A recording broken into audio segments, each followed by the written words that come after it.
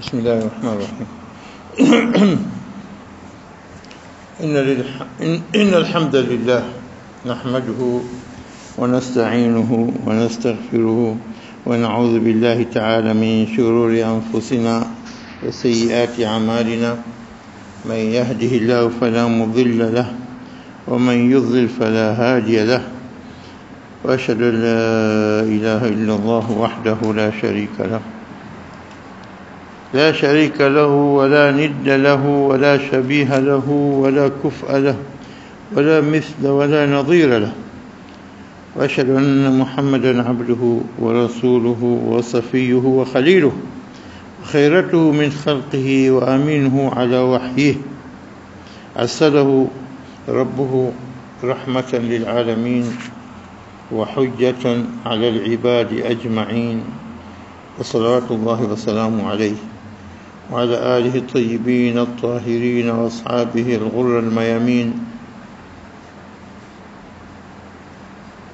فهو صلى الله عليه وآله وسلم أفضل من صلى وصام ووقف بالمشاعر وطاف ببيت الحرام، فصلوات الله وسلامه عليه وعلى من تبعه بإحسان إلى يوم الدين.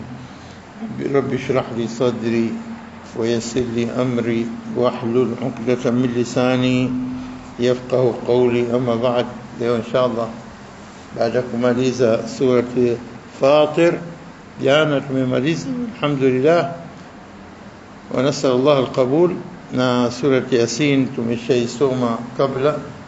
Kwa hivyo leo tunaanza surati Safat, aya za mwanzo za surati Safat.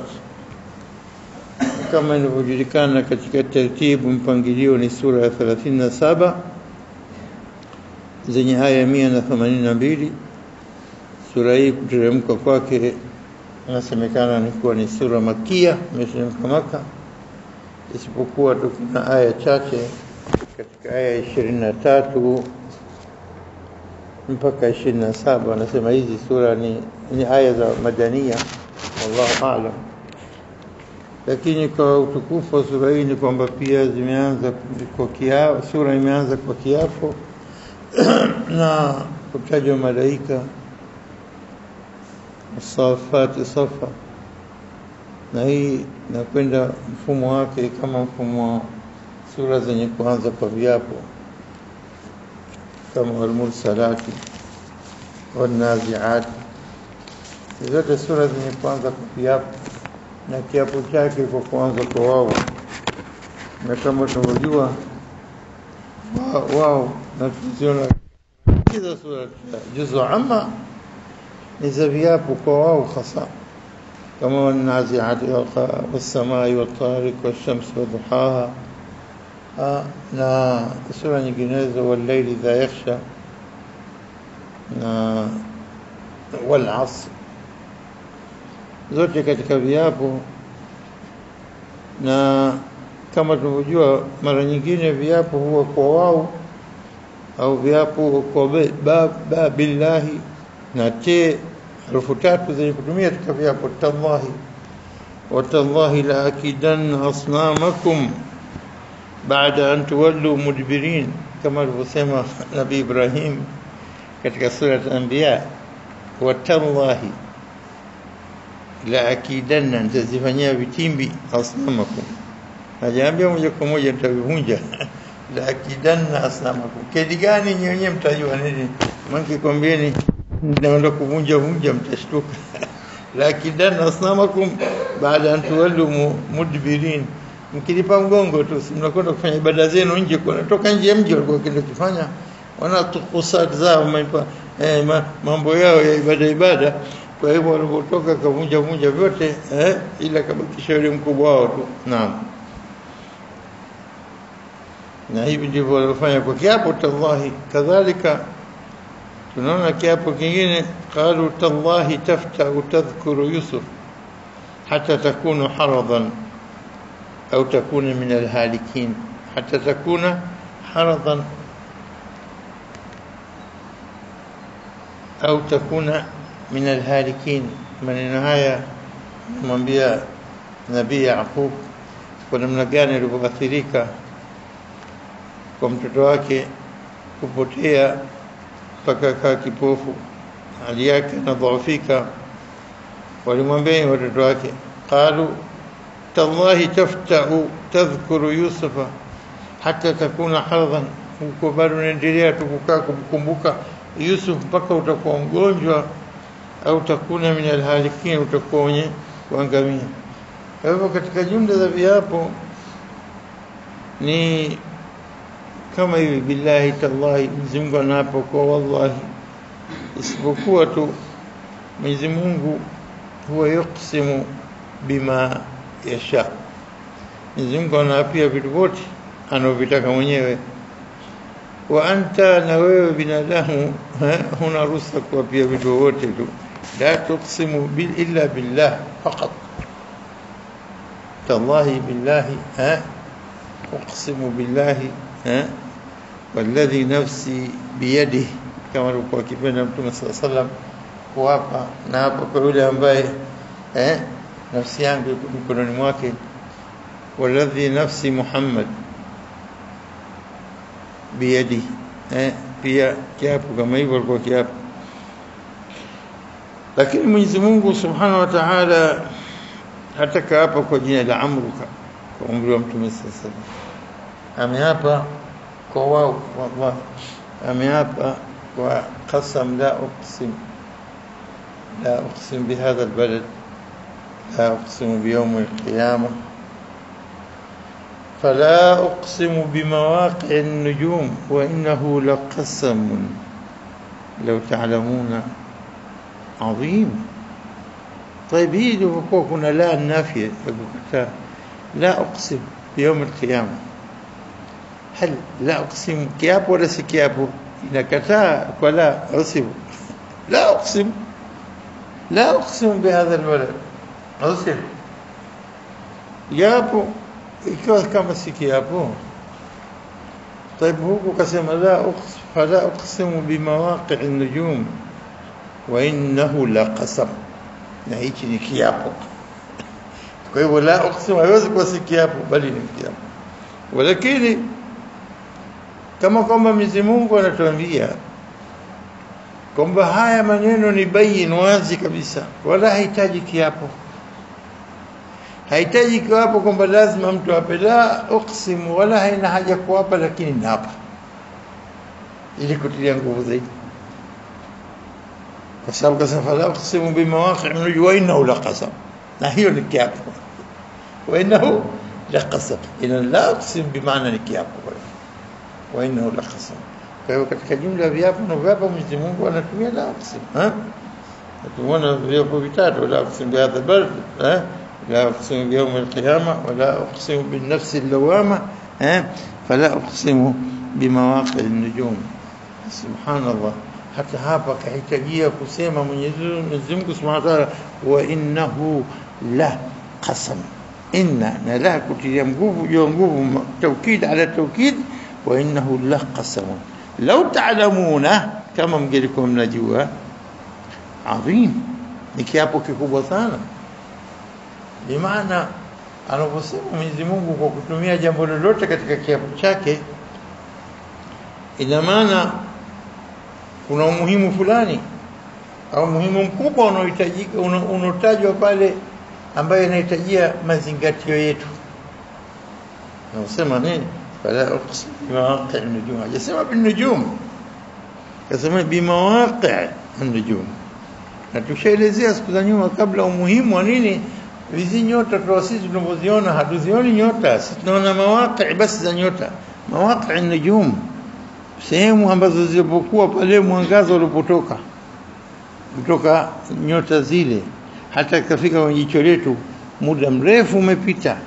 Kwa hivyo tunachokiona sio nini, sio nyota, lakini location yake pale pale ilipokuwa nyota, wakati ule mwangaza ulipokuwa unakuja jichoni. Hata kufika jichoni pengine imepita miaka 1000 kwa maelfu, hata mwangaza kufika. Hiyo kwamba katika kitu chenye kwenda spidi kubwa hakuna kama mwangaza. Mwangaza kuna spidi kubwa kuliko hata rocket. Kwa nini? Tazama umbali wote mwangaza unakuwa mkali, ukiwasha tu hapo unafika kwenye jicho. Kwa sababu mwangaza unakwenda katika spidi ya 300,000 kilomita kwa sekunde moja. sekunde moja karibu 300 kilomita masafa spidi yake. Mwangaza unakwenda kwa spidi kubwa sana. Mwenyezi Mungu amejalia kwamba mwangaza unakwenda spidi kubwa, na hapa unaona tunapoona jua sisi letu ambalo liko kilomita 150 milioni 150 kilomita, na mwangaza wake unafika kwa dakika 8 tu na sekunde 20 kwenye jicho letu. Kwa hivyo tunapoliona jua hatulioni jua pala pake, la, jua lishaondoka pale, lishakwenda masafa kwa spidi yake. Masafa pia yamekwenda muda wa dakika 8 na sekunde 20. Jua liko huko mbele dakika 8 mbele kwa spidi yake. Yani sisi tunaona leo mawqi ya shams bas, location yake pale, mwangaza ulipotoka hata ikafika jicho letu imetoka dakika 8 nyuma na sekunde 20 au sekunde 500 nyuma kwa spidi ya dakika 3 mwangaza. Kwa hivyo hivi hapo, na Mwenyezi Mungu anasema lau taalamuna, mnajua nini umbali wa nyota zilipo, hata mwangaza ikafika kwenye jicho letu imekwenda masafa gani. Hiyo nyota pengine ishafikia muda wake wa kuangamia, ishaangamia, kullu shay'in halikun, sio inateketea kila kitu, ishafika umri wake mwisho, ishateketea, ishakuwa rujuma lishayatin, wallahu alam. Kwa hivyo wainnahu laqasamun law ta'lamuna adhim. Viapo kama hivi, alafu atakutuelezea chenye kuapiwa jawabu la kiapo, innahu laqur'anun karim, law anna alqur'anun karimun adhim. فلا أقسم بمواقع النجوم إنه لقسم لا تعلمون إنه لقرآن كريم في كتاب مكنون لا يمسه إلا المطهرون. تكوف القرآن زama utukufu wa Qur'an. Kwa hivyo hapa viapo vya Mwenyezi Mungu anavyowapa ni viapo vingi, na yote kuonesha qasam ni ta'dhim. Qasam kiapo ni ta'dhim, kuadhimisha jambo kwa kiapo. Na Mwenyezi Mungu anapotaja vitu, wal-layli idha ghasha wan-nahari idha tajalla was-samai wal-tariq wan-nazi'ati ghalqa wan-nashitati nashta was-safati safa, hivi vyote ni adhim bilmuqarana, kwa kupima na kukisia kwa sisi binadamu, makhluq alikuwa chini kabisa. Antum ashaddu khalqan min sama bana, si chochote innaka lan takhluqa al-ard wala tablugha aljibala tula. Unajitia nini kibri yako binadamu? Si chochote sote. La, huwezi ukenda chini ya ardhi ngapi? Hebu niambie kilo ngapi? Kilomita ngapi unaweza kufika chini? Kilomita moja ufiki, labda mita 100 ngapi tu, au sio? Chombo kimeanguka baharini chini kabisa, kilomita ngapi? Kilomita 8 10. Anaweza kwenda mtu kwenda kufuatia chini kwa subutu. Pressure ilikuwa masubmarine, uneno mzima wa vyuma vyake vilivyojengewa, basi vinapata habari huko chini, hawendi kwenda mpaka karibu na ardhi ya bahari chini, thubutu. Au unaweza kuchimba mpaka ufike katikati ya duara lote la ardhi hili, thubutu. Kwa hivyo binadamu unafanya nini? Kitu gani? Si chochote chochote. Halafu kiapo kama hicho inakuja mfano kwa Qur'an. Kwa hivyo Mwenyezi Mungu anapoapa anatuonesha uadhimu wa vitu hivi, sio بالمقارنه الى عظمه الله سبحانه وتعالى. طبعا عظمته ولا يكون له كفوا احد، لا شبيه له ولا قرين له ولا utukufu Mwenyezi Mungu peke yake. Kwa hivyo vyote anavyotumia kwa hapo ni katika vitu makhlukati alivyoumba. Kwa hivyo si chochote mbele yake Mwenyezi Mungu, lakini bilmuqarana ilaina, kama sisi binadamu, na hivi vitu vilivyoumbwa vikubwa kuliko sisi binadamu, na labda hikma kubwa katika kuumba vitu vikubwa hivi kutuonesha sisi binadamu si chochote, si lolote. Tazama vitu vilivyoumba, tena pia kuonesha umuhimu wake. Vizingatieni na haya maalumati ninokupeni. Hebu niambie leo mwenye telescope makubwa kisasa wakikaa wakichunguza nyota na makomet yenye kama mkia unaotoa moto nyuma na aina mbalimbali za sayari zinakwenda huko juu, wakasema sayari fulani itapita pala fulani baada muda fulani. Ilmu waliopewa wana elimu ya kwamba hata kuweza kujua kwamba comet kama ile heli tumezungumza siku nyuma inapita pahala inaonekana katika mzunguko wetu wa dunia. Leo mara itaonekana mtu akiwa Australia, leo mara akiwa mtu California au akiwa Texas au wapi, kwa mujibu wa mzunguko wa ardhi, na ile inapita baada ya miaka 75 76 si muda gani kitu kama hivi. Haionekani ila baada ya miaka 70 Hebu niambie. Na anasema kwamba dakika fulani itapokuwa katika duara lake kubwa huko, kuna sehemu ndogo ya ile njia yake iko karibu na ardhi yetu. Kwa hiyo kwa mzunguko ardhi itapopita karibu na ardhi yetu, itakuwa sehemu iliyokuwa karibu nayo sehemu ya Australia au New Zealand au sehemu ya South America. Kwa hiyo watu walikuwa pale wakienda sehemu za juu kabisa, wakiweka madarubini yao makubwa ya kisasa, wataiona comet inapita hivi. Na walisema katika 80 nao huko 19 ngapi, sio kasema haya comet, watu waende New Zealand, waende Australia, wataiona. Na hiyo ikapita. Baada kwa muda aliweka Mwenyezi kama hapa ilmu binadamu ndogo ya kuweza kujua ili ipanuke akili yake, ione utukufu wa Mwenyezi Mungu, namna vitu alivyoumba na maalumati yaliyojaa katika kuonesha katika Qur'an hii utukufu wake Mwenyezi Mungu Subhanahu wa Ta'ala. Kwa hiyo Mwenyezi Mungu anapia vitu, anatumia naam sababu adham min kulli shay, na hivi vitu adham min ibn Adam vikubwa ashaddu khalqan, na vitu vya mbali na hisabu zake zote Mwenyezi Mungu tupa katika Qur'ani kwa kipande kidogo tu cha aya. Subhanaka ya Rabb, subhanak. Kwa hivyo li'azamati hadhihi al-ashya, Mwenyezi Mungu anataka tutumie akili zetu kama ni mazingatio, lakini li'azamati Allah, kiapo cha Mwenyezi Mungu kwa vitu alivyoviumba. Kwa hivyo li'azamati Allah anatutaka sisi tusiape ila bi'azamati Allah. Kwa hivyo viapo vyetu lazima tuwape kwa jina la Mwenyezi Mungu. Kwa hivyo yote anayetaka kuapa lazima aape kwa nini? Aape kwa Mwenyezi Mungu anavyotaka mwenyewe. Kwa hivyo sisi tunasema uqsimu billahi, na Mtume sasa akasema man kana halifan falyahlif billah au liyasmut. Anayetaka kuapa aape kwa jina la Allah au anyamaze, au sio? Na hii ndio sharhi ya nini ya viapo tofauti baina Mwenyezi Mungu anavyoapa na sisi binadamu tunavyoapa. Katika sura hii Mwenyezi Mungu anaapa kwa as-saffati saffa. A'udhu billahi minash shaitani rajim. Bismillahir rahmanir rahim. Was-saffati saffa faz-zajirati zajra fattaliyati dhikra inna ilahakum lawahid. Mwenyezi Mungu anatuapia kwa nini hapa? Safat المقسم به الصافات. نجواب kiapo hichi au المقسم عليه nafikiri nini inakuwa nini? Inna ilahakum la wahid. Kiapo ni kimoja tu. والصافات والصافات صفا. Na hapa as-safati wenye kujipanga safa kwa safu, wenye kujipanga kwa safu. Na kubwa hapa ni kiapo cha nini? Cha malaika wenye kujipanga.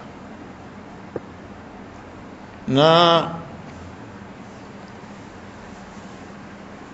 kama alivyosema katika Qur'ani, يوم يقوم الروح والملائكة صفا, siku ambayo tupojipanga ruh na ni Jibril wal malaika na malaika safa, wote watakuwa katika mistari ya safu yamekamatana kabisa. La yatakallamuna illa man adhina lahu arrahman, siku ya mbele ya haki, siku ya hisabu. كذلك katika sura al-Fajr nasema wajaa rabbuka wal malaku saffan saffa, safu Mtume sallam siku moja kama ilivyokuja katika hadithi, kharaja alaina rasulullah sallallahu alayhi wasallam faqala, alipotoka kwa ajili ya kusalisha watu akasema, ala tasufuna kama tasufu malaika inda rabbiha, hamjipangi kwa safu vizuri kabisa kama wanavyojipanga malaika kwa Mola wao. كملا عند ربها. وقلنا يا رسول الله وكيف تصف الملائكة عند ربها، na vipi wanajipanga safu malaika kwa Mola wao? Qala, akasema yutimuna as-sufufa al-awwal, yutimuna as-sufufa al-awwal, hutimiza safu za mwanzo, wayatarasuna fi as-saf, alafu wanajipanga rasa vizuri wakikamatana katika msafu. Ujipanga vizuri katika nini? Katika safu. Na hii ya kuonesha dalili kwamba namna gani inapokuwa katika safu moja kajipanga. Tazama katika kupanga askari katika taburu wanafanya nini?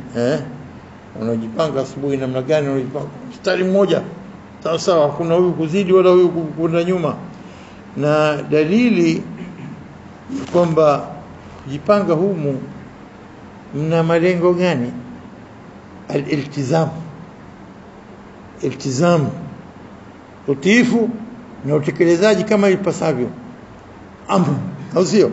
Ndani yake mna iltizam, ndani yake mna indhibat. Indhibat maana ni kuwa perfect kabisa, kwa sawa sawa, hakuna kwenda upande. Na pia ina maana ndani yake intidhar al-awamir, kusubiri amri kwa Mola mwenyewe, au sio? Na kadhalika tunapojipanga tunasubiri amri kwa ukubwa. Ndio kwa maana Mwenyezi Mungu anasema katika sura As-Saff, inna Allah yuhibbu alladhina yuqatiluna fi sabilihi saffan ka'annahum bunyanun marsus. Inna Allah, hakika Allah, yuhibbu alladhina yuqatiluna fi sabilihi, wale wenye kupigana katika njia yake wawe katika safu ka'annahum bunyanun, kama jengo marsusi lilokamatana vizuri kabisa. Na hii dalili ya kuonesha faida kwa nini kwa safu moja. Kwa hivyo kama wanajipanga na kila safu wamejipanga na kila moja anangojea majukumu yao wanaopewa. Na hata Mtume SAW anaonyesha uadilifu wa Mtume katika kisa kilichotokezea katika vita vya Badr. Wakati Mtume SAW ana ile fimbo yake na huko anapanga vita, Mtume atuonesha mfano, yani haya alianza majeshi ya kisasa ndio jipanga, utaona ndio hao ndio waliogumbua ambao kwa sababu taburu wanaita haya foleni, ukajipangeni kila mmoja mstari. La, wallahi Mtume SAW kwa kiwapanga na akaweka sawa sawa, na fimbo yake akipitisha hivi ili lisije tumbo moja likazidi nje na nini na kaja akamgusa mmoja akamuumiza kidogo. Huyu mmoja anaitwa Sawad ibn Ghaziya, katika masahaba mmoja Sawad ibn Ghaziya. Na kisa hiki kinaeleza Mtume SAW alikuwa anapanga, kwa sababu ametokeza tumbo lake kidogo, akamsukuma nyuma akamwambia stawi ya Sawad, kaa sawa ya Sawad. Wakala auja'tani ya Rasulullah, umeniumiza ya Rasulullah. Ana lengo lake auja'tani ya Rasulullah, umeniumiza. وقد بعثك الله بالعدل فأقدني Mwenyezi Mungu amekuleta kwa uadilifu ya Rasulullah, na wewe umeniumiza, nataka kisasi changu sasa. Wala kisasi kwa Mtume sallallahu alaihi nabii. Mtume sasa jambo kama hilo atapisha, sina cha kukupa kesho, anayetaka haki yake achukue yangu leo kabla ya kesho. Kesho hakuna hesabu, anayetaka haki yake achukue kwangu. Hundo uadilifu wa Mtume sallallahu alaihi wasallam. Hakuna kibr, hakuna kujiona, hakuna mimi. Mtume sallallahu alaihi wasallam katika jambo la haki na kisasi lazima. Hivi ndivyo dalili Qur'ani inavyohimiza. Mtume sallallahu alaihi wasallam kosa gani kalifanya? Ile amri kwa kuweka sawa, au sio? Na huyu kaona na haki yangu kwa Mtume sallallahu alaihi wasallam, ndio fursa kujisogeza kwake, kujipendekeza. Kwa hivyo sio kama nakusudia kisasi kweli, naye atataka kisasi kwa Mtume, lakini anaambia faaqidni, maana nini? Lipa kisasi kwa kitendo ulichokifanya Rasulullah. Naam, akaambia istaqid, akamfungulia tumbo lake. Asema fa'atanaqtuhu, nikamkumbatia, wa qabaltu batna, nikabusu tumbo lake. Hicho ndo kisasi chake. Nikabusu tumbo lake. Akamuuliza Mtume sasa, ma hamalaka ala hadha ya Sawad, kitu gani kilichokufanya hata ukafanya hivi? Qala ya Rasulullah, ya Rasulullah, hadharani ma tara, yamefika mambo kama mnavyoona. Tunakwenda huko hatujui kuna kurudi hai, hakuna kurudi hai, ndio tunakwenda kwenye vita. Falam la aman alqatl, sina kwamba na uhakika kwamba mimi naweza nsiuliwe huko ninapokwenda. Kwa hivyo wafaratu an yakuna akhir al-ahd, nilikuwa nataka jambo liliwepo baina yangu mimi na mwisho la mwisho, bika na wewe, an yamussa jildi jiddak, basi mwili wangu tu, ngozi yangu iguse ngozi yako. Nataka hilo jambo la mwisho ndio ninalolitamani kabla sijaenda kufa huko katika vita. Basi Mtume sallallahu alayhi wasallam akamwombea dua, fadaa lahu bi khair, akamwombea dua nzuri. Kwa hivyo Mtume sallallahu alayhi wasallam anapotuambia jipangeni kama wanaojipanga malaika katika safu, hii dalili ya kuonesha nini? Kwamba Uislamu unataka mpangilio uliokuwa mzuri na nidhamu iliyokuwa sahihi, na iwe kila mtu awe na mwenzio kama nini, kama jengo moja la matofali yenye kuunganishwa pamoja ikawa kitu kabisa. Naam. Na Mtume sasa pia akasema katika kiapo, katika kutufahamisha kwamba jipangeni kwa mstari katika safu zenu katika mnaposali. Akasema Mtume sasa, inna Allaha wa malaikatahu yusalluna ala alladhina yasiluna as-sufuf. Inna Allaha wa malaikatahu yusalluna ala alladhina yusalluna ala alladhina yasiluna as-sufuf. Hakika Mwenyezi Mungu na malaika wake wanaombea khairi. Yusalluna bimaana sala dua, anaombea ala alladhina, wale ambao yasiluna, wanaowasilisha, wanaokamilisha sufuf, mistari. Na riwaya nyingine inasema waman sadda furjatan, na yoyote anayetimiza pengo lilikuwepo katika safu, rafa'ahu Allahu ta'ala biha daraja. Mungu kwa kuziba pengo lile humuinua daraja. Rafa'ahu Allahu, Mungu humuinua daraja. Rafa'a Allahu ta'ala biha bisadd al-furja, bisadd al-furaj, kwa kuziba mapengo haya kwa daraja. Naam. Kwa hivyo hapa tunaona kama pia anavyosema wakati mwingine Mtume sallallahu alayhi wasallam, aqimu as-sufuf wa suddu al-khulal au al-khalal, bimaana furaj, wa suddu al-furaj wa suddu al-khalal. Yani hapa aqimu as-sufuf, zisimamisheni safu sawa sawa, wa suddu al-khalal, na zibeni pengo, mapengo yote, wala tadharu furujat lishaitan, msiwache mapengo kwa ajili ya shetani kupita.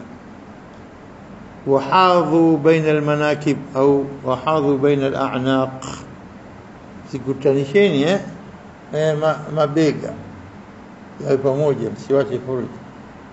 Na kama alivyosema Sheikh Didat mara moja, anaelezea kwamba msifikiri shetani atakuja kwenye mstari aingie katikati baina. Shetani nyoyo unakaa kasimama, mimi niguse, kwa nini nani? Shetani mimi sitaki anaosogeza mguu wake asiguse na mguu mwingine. Na ukitazama kweli kama si kibri ya mtu hata bali atajaribu kusogeza, hakikisha kwamba aweke pengo. Naam. ولا تذروا فرجات للشيطان وحاذوا بين الأعناق فإني أراكم من وراء ظهري, nakuoneni nyuma mgongo wangu. Na hii Mwenyezi Mungu amempa kitu. Kwa hivyo waman wasala saffan wasalahu Allah, anayekamilisha safu Mwenyezi Mungu humkamilishia mambo yake. Wa man qata'a safan qata'ahu Allah, anayekata safu basi Mwenyezi Mungu humkata. Vipi? Allahu a'lam. Kwa hivyo tukirudi katika safu, hal safat safa, na wenye kujipanga mistari hata katika sala, dalili ya kuonesha kwamba mnasali mnapomkabili Mwenyezi Mungu, mnapenda mkamilishe sala zenu ala akmal wajh. Hii dalili kuhimiza kote Mtume SAW kukamilisha safu na nini, kutokana na nini? Malaika namna wanavyofanya, malaika wanavyoamrisha mambo kama haya, na kila kitu chao wanafanya. Kwa nini? Wanafanya kwa mstari na kwa safu. Kadhalika wanavyojipanga malaika safat, wayatarasuna fi saf, wanajipanga katika safu, dalili ala iltizamu, kwamba wao wanatekeleza yale anayotaka Mwenyezi Mungu. Halafu tunapoona hapa qaul wasafati safa, na wale wanaojipanga kwa safu, iko kusudio ni kwamba malaika wenye kujipanga kama tunapoona katika ayati hizi, surati an-nazi'at, sura gani? Surati al-fajr au sio? Na sura hii as-safat. Hata wengine wakasema kwamba safat manaziluhum maratibuhum inda rabbihim, vio vyao kama lao, kila kwa cheo mistari yao, safu zao za vio mbalimbali, vio vinazidiana kwa malaika, na kila wenye mstari moja wenye kashata moja au sio, wana mstari wao wenye kashata mbili, wenye kashata tatu, au sio? Vile vyao sio, huyu captain, huyu lieutenant, huyu lieutenant colonel, huyu colonel, huyu brigadier, huyu, au sio? Si vyao katika jeshi. Kadhalika vyao vya malaika kuna vyao mbalimbali, na kuna tarqia au kuna tarqia, kuna kupandishwa vyeo au kuna, Allahu a'lam. Lakini dalili wamesema baadhi usafat manaziluhum, vyeo vyao, maratibu, vyeo vyao katika nini? Katika kumujibu wa majukumu wanaopewa na utukufu wao kwa Mwenyezi Mungu.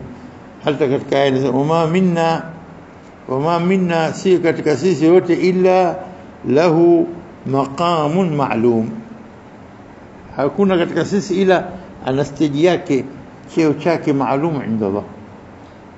Tunaposoma katika sura ni Takwir, fala aqsimu bil khunnas al jawar al kunnas wal layli idha as'as wa subhi idha tanafas innahu laqawlu rasulin karim. Na Jibril ni mtume, ni mjumbe wa Mwenyezi Mungu alikuwa na heshima, aliheshimiwa. Rasulun karim, cheo cha mwanzo. Dhi quwwa, mwenye nguvu. Inda dhil arshi makin, kwa arshi kwake mwenyewe, sahibu al-arshi, kwa Allah makin, mwenye cheo kikubwa.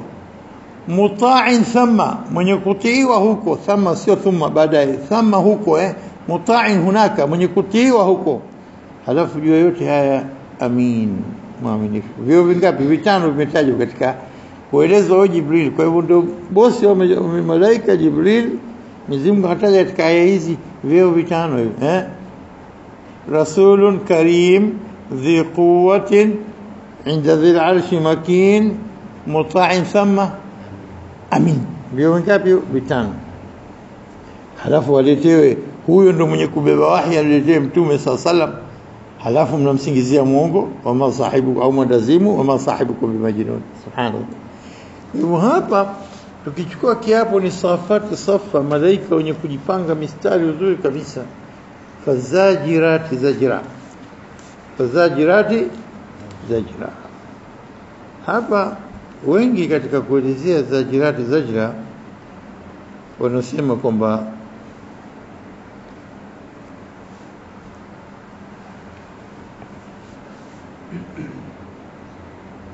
nasiki hapo hapa fa inaendelea kueleza yale yalikuja kabla, yalikuja kabla, kama naziati ghalqa kiapo, wanashitat nashta, cha pili, wasabihati sabha cha tatu. Kiapo cha tatu sabihati sabha nini maelezo yake? Fasabiqati sabqa falmudabbirati amra, lakini hasa viapo vitatu. Kadhalika hapa ni kiapo kimoja, wasafati safa bas. Halafu inaendelea zaidi, fazajirati zajra, na wenye kukataza mabaya, fataliyati dhikra, na wenye kusoma ukumbusho.